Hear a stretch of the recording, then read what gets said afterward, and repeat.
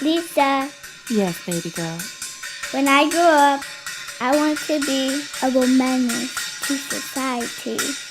Then so shall you be. Hey, this is Lisa Landry. Welcome back to A Menace to Society. This is part 2 of Dawn Wilcox, Texas school nurse, and her spreadsheet.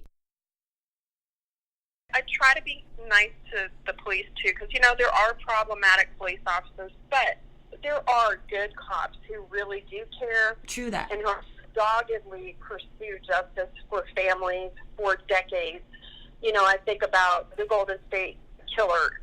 That whole case is just illustrative of detectives not giving up. The main detective who worked on that for a long time, he took those files with him every time he changed his job. He found the files in a filing cabinet. Nobody kind of was working on it, and he just took it upon himself to work on it on his kind of free time, and took those file boxes with him every time he moved. And that's Paul Holes, which, a lot of people have seen him interviewed. And he doggedly pursued that case. And those are the kind of law enforcement officers that we need who will not give up and who will try their very best or ask for help, which he did do too. And they caught him. They finally caught him. It was with his hard work and also, of course, with genealogy, DNA, familiar DNA through genealogical websites and getting a close family match. I wonder if that's going to happen more often now that people are submitting their DNA to find out where they came from. I guess we're going to find a lot more rapists and killers.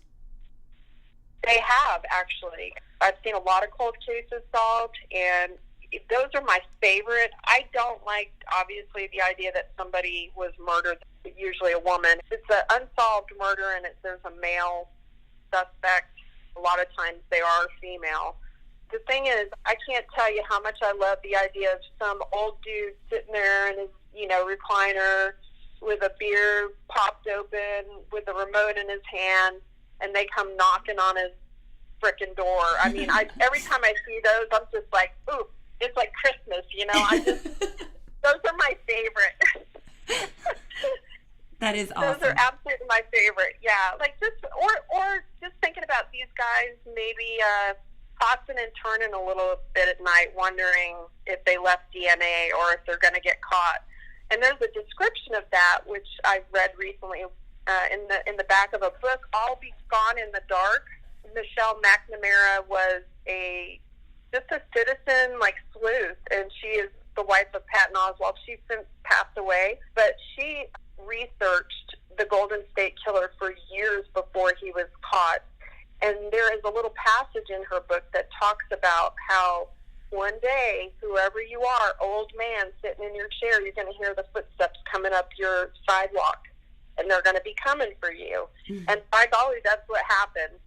And she didn't live to see that moment happen, but yeah, I think the DNA is going to catch a lot of these guys, and that's one thing that I think that cops, maybe if the smart ones, are figuring out, that DNA really is their friend, and it really is to their advantage to run even rape kits and things like that.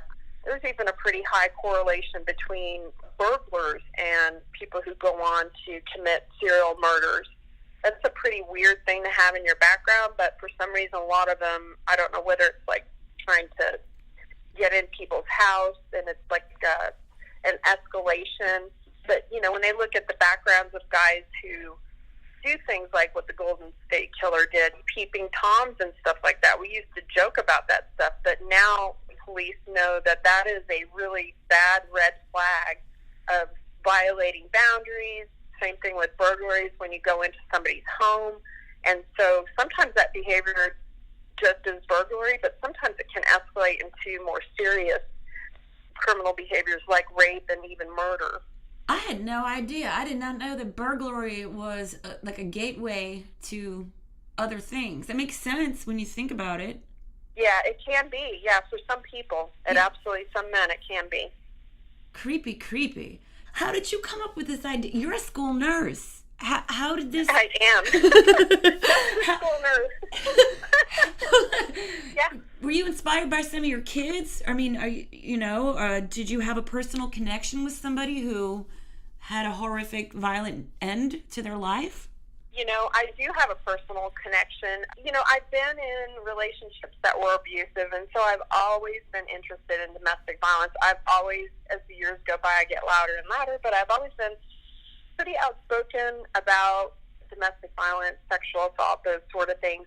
The personal connection for me came with a childhood friend of my daughter, and her name was Christina Morris. And you may have seen her case. It was on the national news. And Christina graduated from high school in Allen, Texas, the same year that my daughter did. But she went missing back in 2014, I believe. And her body was not located for a very long time. And she was recently, last year, located and had been murdered. But Christina was very aware of sort of safety and being walked to her car, and she had gone out with some friends, and she'd asked a member of the group to walk her to her car. His name was Enrique Orochi, and he walked her to her car, and they had videotape of it, but she never made it to her car. And they ended up, I believe, finding her phone was pinging off of the same cell towers his were. They ended up finding her DNA in his trunk, and so he was tried and convicted for kidnapping, but because they did not have a body, he could not be tried for murder, but they have found her body. That was devastating for this community around here. She, just was this very tiny, sweet, kind girl that just was like everybody's daughter. I know her dad and her stepmom. I've known them since she was little. Our daughters were in the same Brownie troop, and it was just heartbreaking to watch her family. They were out picketing at his parents' house, just please tell us where our daughter is. Even during his trial, in their victim impact statement, they just begging her to please just tell us where she is, and he wouldn't. Well, they finally did discover her remains. So that was heartbreaking. And, very, very close to home. I mean, our daughters are the same age. That has always been my biggest fear as a mom, that something's going to happen to my child. And it's not paranoia, because there are a lot of really bad men out there. There are some great men out there, but, I've often put it this way. If I go into the jungle, I know that tigers are dangerous, right? But I also know what tigers look like. So I can try to avoid tigers. If I see those orange and black stripes, I'm going the other way. But I can't tell which men are going to strangle me to death, rape me and stab me, try to kidnap me and take me somewhere and do God knows what just by looking at them. This whole idea that, men who do those kind of things look like monsters, I hope has been completely disproven in most people's minds, because they can look like anybody and they can be anybody. And so when you're a woman and or a girl, and you're trying to navigate this world where women are seen as prey by way too many men, you don't know who to avoid. And women are often victimized by men who are unknown to them. They're known. They're acquaintances, friends, family members, and there are cases of strangers. So to some extent, we worry about the wrong things. We worry more about strangers, although that does happen. But like in Christina's case, it was somebody she knew and she trusted. It was an acquaintance. It was somebody I believe she'd gone to school with. And she asked him to help keep her safe by walking her to her car. And then basically, he allegedly murdered her and probably sexually assaulted her. I'm so very sorry for your loss, because that was such a personal connection, watching those girls grow up together, Christina and your daughter. So I'm sorry that she's gone and that she had such a violent end. And you're saying stuff that is very, very intelligent that I don't think a lot of humans really recognize, which is men can be extremely violent. A lot of us do trust the wrong person, and oftentimes for women, it's difficult to get away from somebody who is that violent. Mm-hmm. So when we do leave, we can't even exit. Yeah. Yeah, it is difficult. Many of the women on my list, and I documented over 1,600 women and girls who were murdered by men or boys in 2018 on my spreadsheet. Of those women, many of them had protective orders, restraining orders, had gone to the police sometimes multiple times. One of the most heartbreaking ones was a woman who was killed, and when they looked at her, took her body, they found her protective order like folded up and stuck in her pocket. And I remember just thinking, geez, because you've got to be pretty strong to do this, and I am strong, and I think being a nurse helps me to kind of compartmentalize. Like, you can't just fall apart every time you see something sad or upsetting. And and I laugh a lot, and I have a very happy life too, but those kind of things just like punch you in the gut when these women have gone and tried to do everything that they were told to do to leave. And people say, just leave. Why didn't she leave? Just leave. Well, a lot of these women did just leave. They just left, and then their estranged husband comes and blows them away in their hospital bed or at the kid's birthday party or while they're at the dentist's office. Or, I just read about one that happened this year at Applebee's. They're at dinner at Applebee's, and he shoots and kills her in front of like a restaurant full of people. And, one thing I wanted to add to sometimes snapping is like when you have like a volatile temper, and I think maybe that can happen sometimes when people are drunk or kind of, maybe on something. But the thing that's really chilling about what I've discovered is that many of these murders are meticulously premeditated. So there's this huge myth in the media and, among our society or population that these are men who were just pushed to the limit by this woman. They just snapped, nice guy. And then they always interview the neighbors, and I talk about the great guy, and in quotes, he was a great guy. So some woman had her throat split in front of her kids or something, and they're down the street interviewing the neighbors, and they're like, well, he was a great guy, nice guy to me. And the thing is that really fuels ignorance about domestic violence, because these guys don't typically abuse women in front of other people. It's something that's done in secret. And if you look at it, it's a behavior that they have a significant amount of control over, because that woman is their identified victim, not their boss, not their male coworkers. I mean, they're not walking up to their coworkers and punching them in the face because they said something they didn't like. These are guys who are very secretive sometimes, very controlling, and it's unfortunate because that just furthers myths about men who perpetrate this kind of violence. Yeah, and people give them passes. I had an ex-boyfriend in my past, very, very violent, threatened to rape and kill me several times. And my friends who own the comedy club offered him work anyway, knowing he wanted to rape and kill me. You hear about cultures, that where people were ostracized or exiled, and I think there's a place for that. When a guy is part of a group of friends and he sexually assaults a woman, and she tells the group, and they still, pat him on the back and are still buddy-buddy with him, the message he gets is nothing's changed. He's not going to get any censure. He's not going to get a cold shoulder. And so that helps to perpetuate that kind of behavior because there's no consequences. Well, yeah. We all know there's not going to be legal consequences, but there's no social consequences either. No, because a lot of them are engaged in the same behaviors. And then you have women who give passes too, like, Louis C.K. out there, serial masturbator for how many years, watching women he thought were subordinate, having them watch him masturbate. And then Sarah Silverman comes out and says that he used to do it with her, but they're equals, so it's not the same. Yeah. You're not the man's equal. You're perpetuating a myth that we have equality with men, which we don't, because if we were equal, they wouldn't be doing this stuff.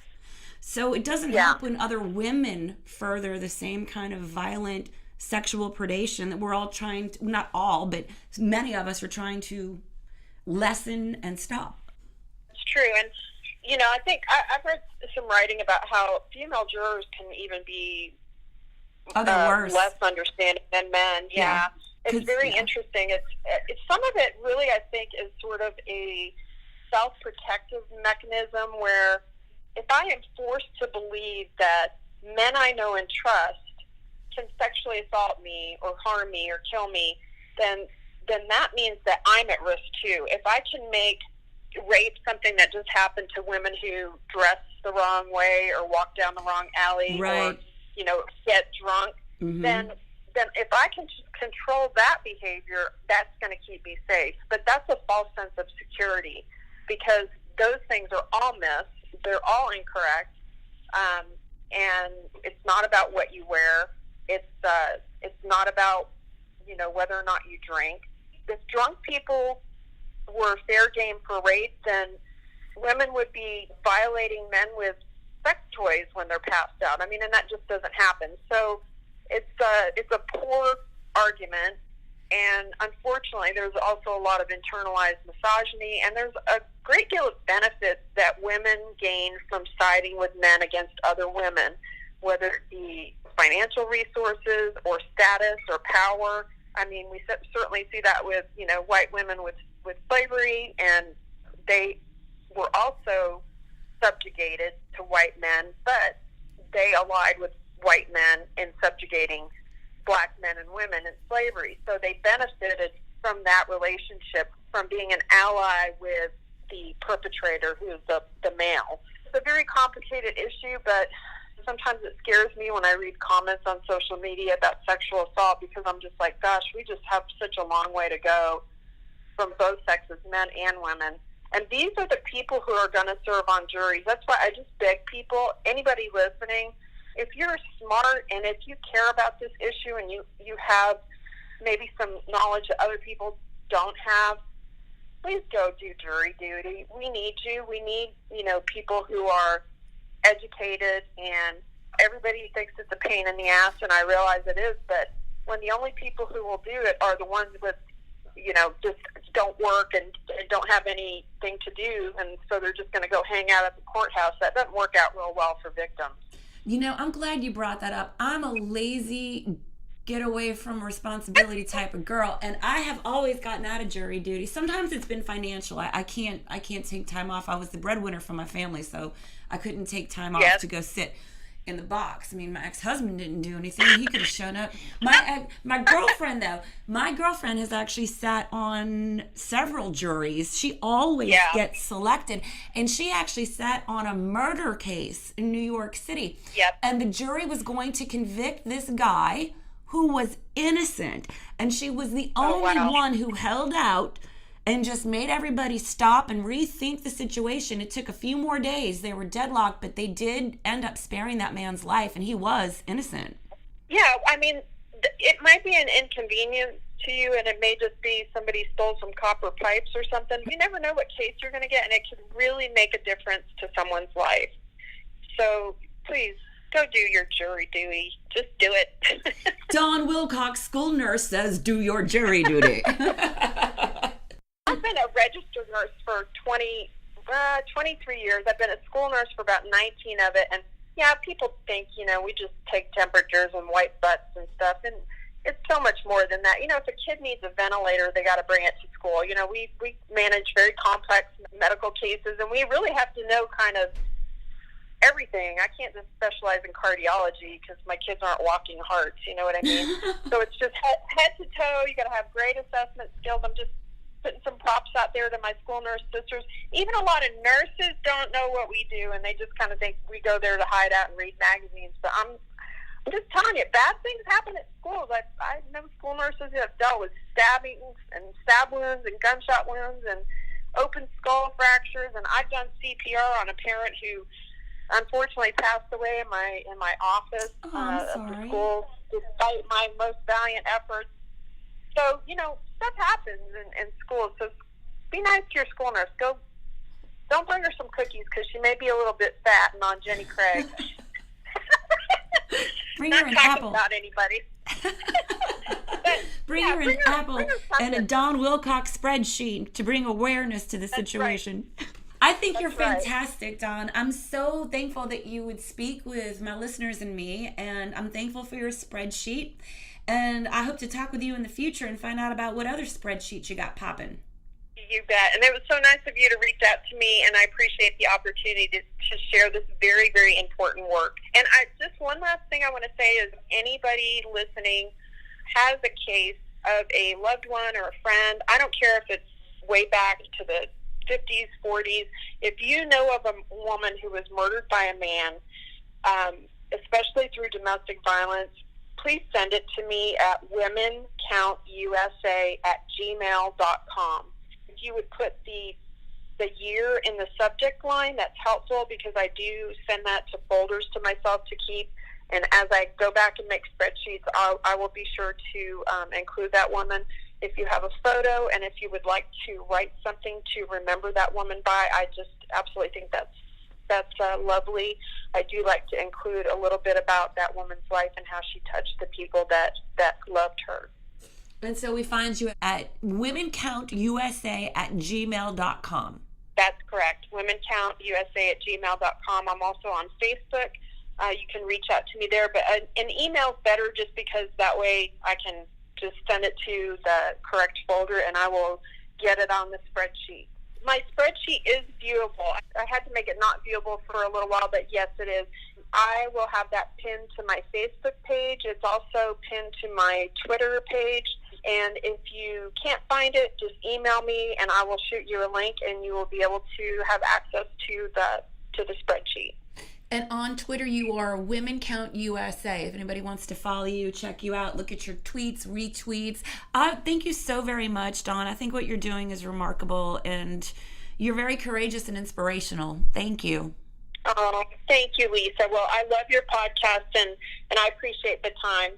You're so great. You're making me cry. Thank you so very much, Dawn. You're an amazing woman. Like, seriously, what you're doing is so just wonderful. Thank you. Thank you so much. It really has touched a lot of people. I've been doing it for a while, and it's just sort of isolating. And to know that so many people care about this, I really feel like it's touched a lot of people, and it's filled a space that was empty. I think a lot of women feel like, for our sisters to be recognized and remembered, and more than just numbers on a page, has meant a lot to a lot of people, and I'm deeply grateful. Thank you for what you're doing, Dawn Wilcox. I think you're just phenomenal. I'm inspired and I'm a little bit horrified by your research because it is so problematic that women's lives just don't matter. Please subscribe to my YouTube channel, lisalandry.com. You can come there and join me. You'll know when each new podcast drops every Woman is Wednesday. And also we have some new video coming out very soon of my comedy. Hi, Ari, I love you. Don't watch my videos. I use some big, bad grown-up words.